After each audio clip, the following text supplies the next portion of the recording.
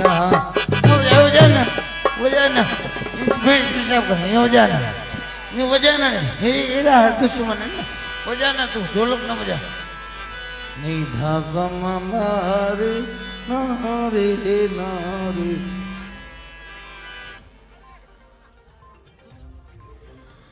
अस्सलाम वालेकुम या अली मदद हक मौजूद है। हज़ारें मुझू ग़लतियूं हज़ारें ख़ताऊं मुझू मां सिंधी फ़नकार आहियां ऐं मुंहिंजूं ख़ताऊं बिल्कुलु आहिनि सर। जंहिं मुंहिंजो वीडियो जिथे मां प्रोग्राम कयुमि पहिरें त मां उन्हनि खां माज़रत खां आहियां मुंहिंजे प्रोग्राम जे जिथे मुंहिंजो प्रोग्राम थियो उन्हनि जो ॿियो त पूरी सिंध जो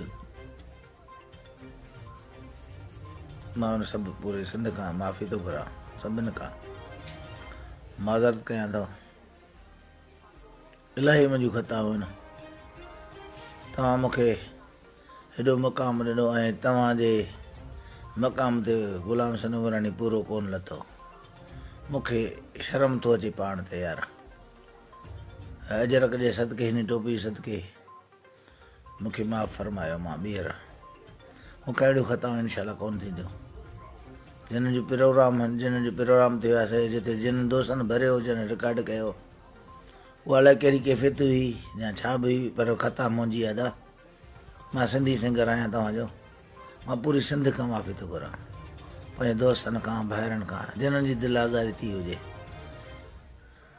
मुंहिंजे बचनि जी मुंहिंजी फैमिली जी मां पंहिंजी फैमिली खां बि माज़रत थो घुरां पंहिंजे क़ौम खां बि पंहिंजे दोस्तनि खां बि अफ़सोस आहे मूंखे पंहिंजे मथां मां माज़रत खां आहियां तव्हां सभिनि खां पाक सादिक जो कसम आहे त ॿीहर अहिड़ी ख़ता असां खां इनशाला कोन थींदी।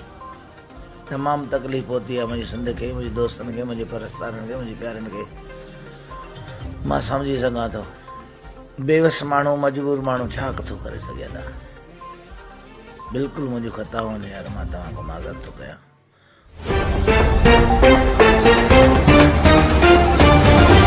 अजरक न्यूज़ सिंध जो आवाज़।